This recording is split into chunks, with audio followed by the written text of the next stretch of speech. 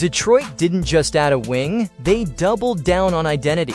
The Pistons quietly picked up Javonte Green on a one-year deal, and if you know his game, you already get why this matters. Green is a chaos engine. Live ball steals, chase down contests, put back dunks, and the kind of relentless on-ball pressure that turns clean half-court sets into scrambles. He's not here to soak up touches, he's here to tilt possessions. In a conference full of jumbo scores and bully guards, Detroit needed another switchable defender who sprints the floor and punishes lazy passes. That's Green's lane. The shooting comes and goes, sure, but when the corners are dropping, he's a sneaky lineup finisher who buys Cade and Ivy extra trips in transition and lets Ausar play freer off the ball. And if the jumper isn't there, he still gives you pace, chaos, and 5 hard fouls on the other team's best wing.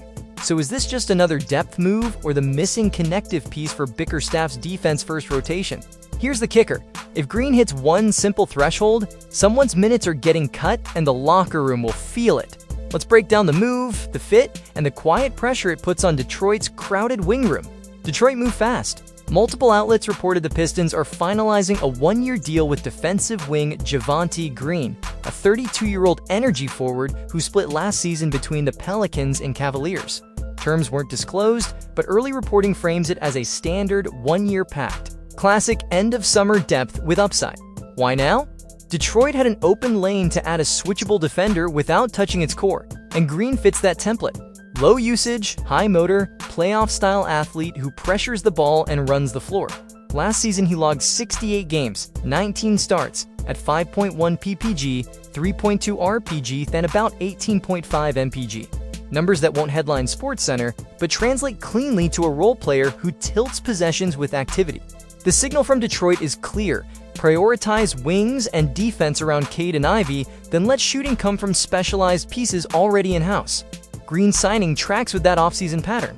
Fill the margins with veterans who can survive switches and guard up a spot. Expect camp language like competition, versatility, and earn your minutes.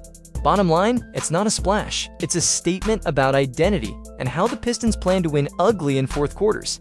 And here's the twist. If this deal is the typical low-risk, team-friendly structure, there's a built-in minutes battle coming the moment camp opens. Who loses run first? That's where things get spicy. Javonte Green is a plug-and-play chaos wing. Last season, he split time between New Orleans and Cleveland, logging 68 games, 19 starts, with 5.1 ppg, 3.2 rpg, and about 18.5 mpg. The calling cards? On-ball heat, deflections, leak-outs, and putbacks. He's not usage, he's momentum. And yes, the shot is streaky, but he's still at 32.6% from 3 last year, enough to keep corners honest when he's rolling. Cleveland used him like a pressure valve. In the 2025 playoffs, he only saw 39 total minutes across 6 games, but his burst showed. Live ball steals, straight line drives, and a surprise double-digit night in the 55-point Game 4 demolition of Miami. That's the template Detroit wants in its second unit. A wing who flips a game with 2 hustle plays and a run-out 3.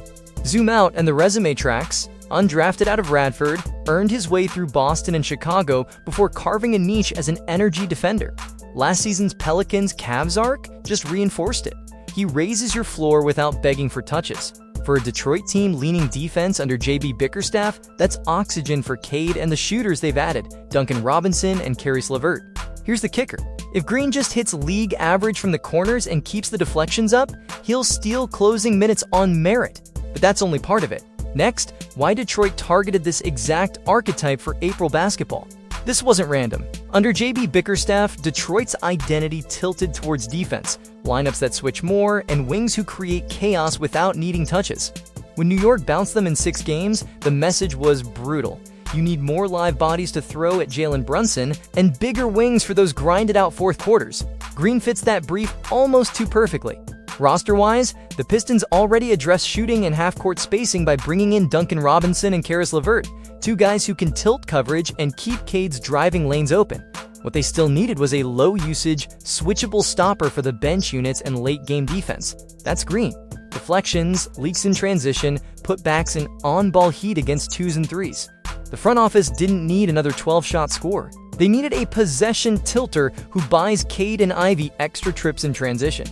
Zoom out, and the arc makes sense. Detroit climbed back to respectability, then hit a playoff ceiling where each marginal defender matters. Bickerstaff has always leaned into role clarity. One specialist to guard up a spot, one specialist to space, one to screen and crash.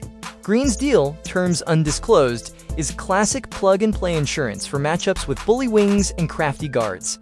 If he nails corner looks just enough to keep help defenders honest, his defensive juice turns into closing minutes fast. And here's where it gets interesting.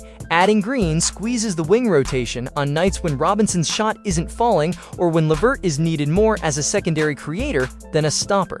Someone's minutes shrink and the battle starts in camp. Next, who actually loses run, and how Detroit staggers lineups so the offense doesn't stall. Here's where it gets crowded. Pencil in the core. Cade Cunningham and Jaden Ivey in the backcourt, Ausar Thompson on the wing, Tobias Harris at the 4, and Jalen Duren in the middle. That's been the projected starting 5 since spring, and nothing about this signing changes that foundation. Behind them, minutes get territorial fast. Caris LeVert arrives as the secondary creator who can steady second units and toggle between the 1-3. Duncan Robinson brings pure gravity. When he's flying off pin downs, Cade gets freeway lanes.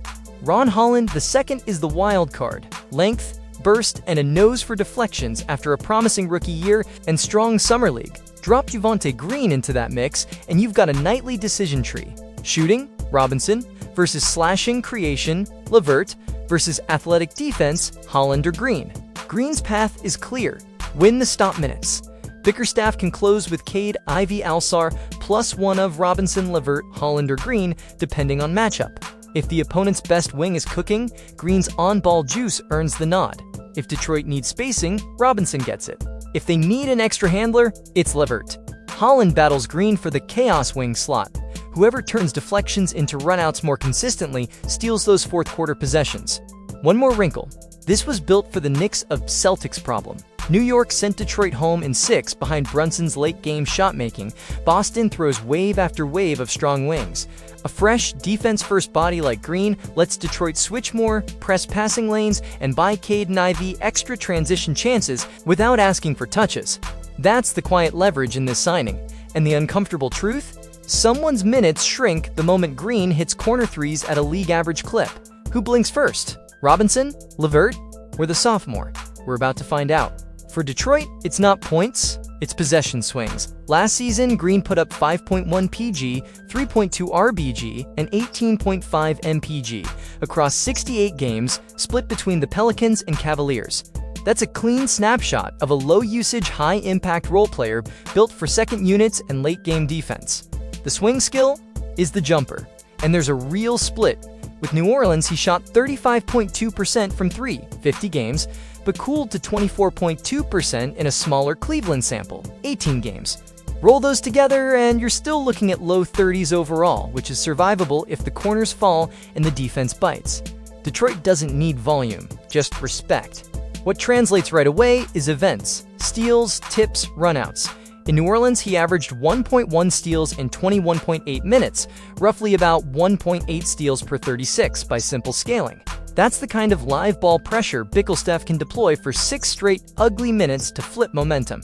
Playoff sample? Tiny but loud. 11 points, 3 boards, 2 steals in 12 minutes during Cleveland's 138-83 Game 4 blowout of Miami. That's the archetype Detroit paid for. Burst minutes that change the temperature of a game without calling a single play for him. So, what's a win season in Detroit? Keep it simple. About 16 to 20 MPG, hold the 3 near mid-30s, generate about 1.5 stocks per 20 minutes, and finish fast breaks. Do that, and Green earns closing reps on defense, which means somebody else sits. And that's where the contract math starts to matter. Next up, how the one-year deal sets up a camp battle by design. The headline is simple. One-year deal, terms not yet disclosed. What we do know is Green slots in as Detroit's 14th standard contract, which means the Pistons still have one open roster spot to play with heading into camp. That's by design. Flexibility plus competition. Guarantee level? Not announced. In these cases, teams often keep wiggle room until the league-wide guarantee dates hit in January. If a non-guaranteed deal is in play, the functional deadline is January 7th. Players must clear waivers before January 10th for teams to avoid the full guarantee. Translation? Perform now, or the paperwork turns real mid-season. This also fits Detroit's broader cap rhythm. They already committed real money to Duncan Robinson, 3 for $48 million via S&T, then kept Paul Reed as depth, 2 for $11 million. Adding Green on a short deal costs little and covers a playoff need without jamming future books. Bottom line, Green's contract is a pressure valve and a try-me. If he wins the stop minutes, he sticks and closes. If he doesn't, Detroit still has a clean exit and an extra seat to test another look before the guarantees lock. And that tees up the real question we have to answer next. Does the upside outweigh the risk? The upside is simple: instant identity. Green gives Detroit a plug-and-play stopper who doesn't need the ball, speeds up the game, and turns lazy passes into layups. He fits next to anyone. Cade as a pressure release in transition, Ivy as a rim runner's shadow, Ausar as a tag team switch partner. In playoff tempo, when possessions get ugly and whistles go quiet, that kind of event creation, tips, steals, chase downs, wins you a 4-minute stretch you had no right to win. He also raises the floor of bench units. When shots aren't falling, effort travels. There's real lineup flexibility too. Bickerstaff can throw Green at bully wings, slide Ausar onto guards, and keep spacing with a single shooter on the floor. If the corners drop at even league average, Green becomes a credible closing piece. Defend, run, crash, keep the ball moving, don't kill spacing. But here's the catch: shooting gravity can bench him. If teams ignore him on the weak side and pack the paint on Cade drives, the offense stalls. There's also role overlap with other energy wings. If another chaos athlete brings 80% of the defense with 10% more shooting, the minutes tilt fast. And the rotation is already tight. One cold month can turn glue guy into DNP CD in a hurry. So which way does it swing? If Green's corner 3 hovers mid-30s and the reflections stay loud, he steals late-game defensive reps. If not, he's a situational matchup card.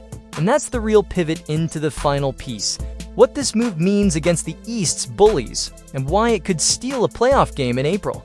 Small signing, big signal. Detroit isn't trying to outgun the East's elites, they're trying to outdefend them. The Knicks exposed the need for more live bodies on ball in May, closing the Pistons out in 6 behind late-game Brunson heroics. A fresh, switchable wing like Javonte Green is built for those exact minutes. Denied a catch, blow up a dribble handoff, steal one extra possession when everything slows down. That's how you flip a road Game 4. Against Boston-style wing pressure, Green gives Bickerstaff lineup elasticity. Ausar can slide onto guards, Green takes the bully wing, and one shooter, Cade's gravity plus Robinson's movement, holds the floor. It won't turn Detroit into a favorite, but it raises the playoff floor.